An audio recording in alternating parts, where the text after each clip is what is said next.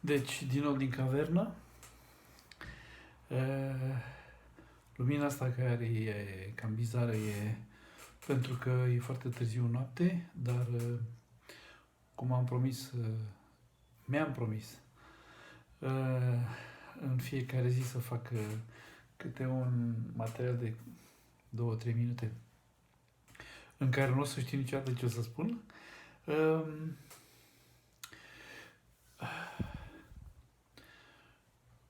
O să încerc să-mi cer iertare față de Petrica Ionescu, pentru că acum foarte mulți ani în urmă, cred că sunt deja 5-6 ani, am început împreună o carte și mă chinui săptămâna asta să o termin. Sunt ferm convins că e foarte supărat pe mine. Eu, dacă aș fi fost în locul lui, n-aș fi fost supărat, dar eu nu sunt Petrica Ionescu. El are 100%, 1000% dreptate, pentru că e Petrica Ionescu și are toată dreptatea să fie supărat pe mine. Nu pot decât să-mi cer scuze pentru că așa cum știe și el foarte bine, când faci un spectacol, nu ți iese întotdeauna foarte bine, nu întotdeauna ești 100% capabil să duci până la capăt în termenii de timp necesari.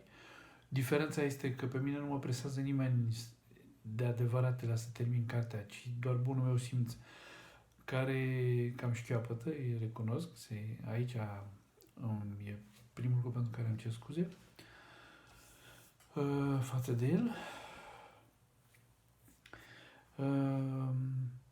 Diferența e că atunci când ai un spectacol, ești forțat să-l dai gata, dar când îl dai gata, îl cam fușerești.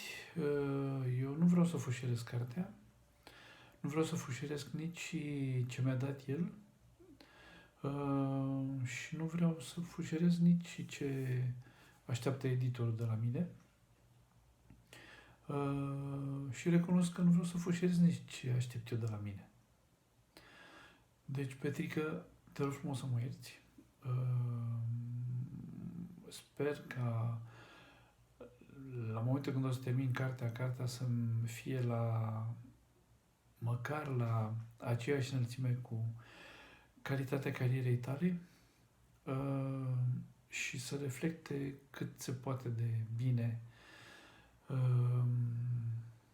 intențiile tale de o viață. Mulțumesc, Petrica.